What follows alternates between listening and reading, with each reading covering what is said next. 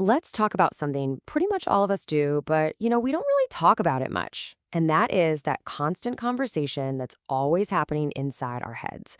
We're going to dive into the fascinating world of our internal monologue. I mean, come on, who hasn't, right?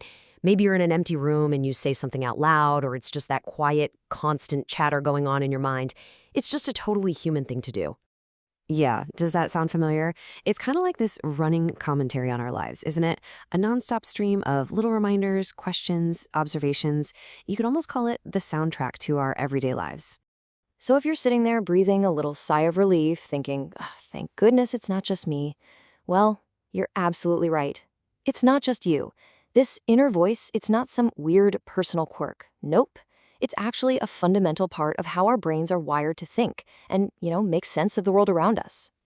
Okay, but let's be real for a second. There's kind of a stigma around this, right? For ages, especially in movies and TV, talking to yourself, particularly out loud, has been the go-to sign that a character is, well, a little bit off their rocker. So yeah, we're gonna unpack that whole myth. And that's probably why it can feel, I don't know, a little weird sometimes.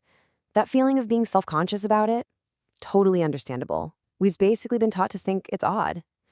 But here's the thing. That feeling is based on a total misunderstanding of what's really going on inside your head. So let's look at the myth versus the reality.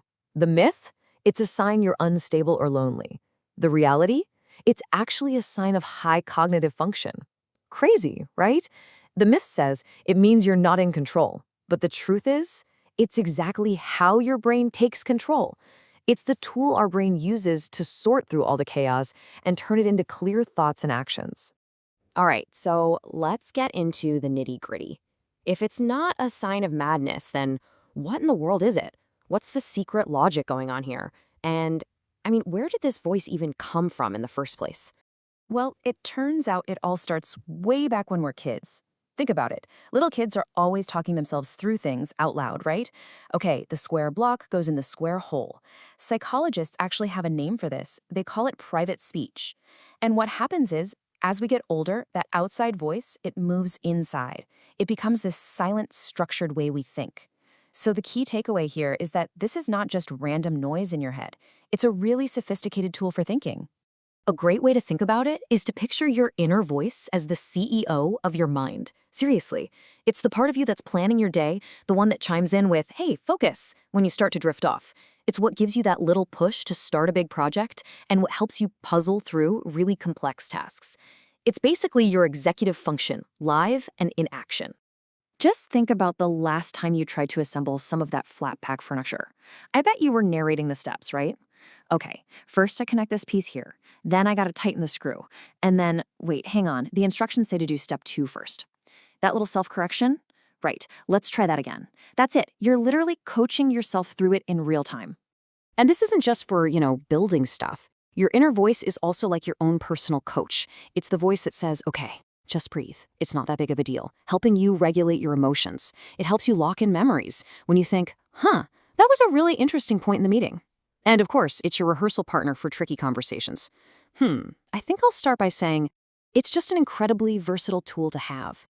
So what this all means is that it's probably time we completely reframe how we think about this whole thing. It's not just some normal, everyday brain function. When you really understand it and learn how to use it, it's kind of like a cognitive superpower. I really want you to let this sink in for a minute. Your inner voice is not a bug in your system. It's a premium feature. It's the clearest sign you have of a brain that's firing on all cylinders, a brain that's actively organizing, planning, and making sense of all the complex stuff life throws at us. And when you think about it, it makes perfect sense. They say your inner voice is the architect of your reality. And it's so true. The conversations you have with yourself, they literally build the world you experience. How you frame a challenge, how you pump yourself up, how you process what happens to you, it all happens through that internal dialogue. It's building your reality, brick by brick. So from now on, the next time you catch yourself talking through a problem or giving yourself a little pep talk, don't just brush it off as something weird. Stop and recognize it for exactly what it is. That's your brain working at its absolute best. So I guess the only real question left to ask is, now that you know how powerful it is, what are you going to tell yourself?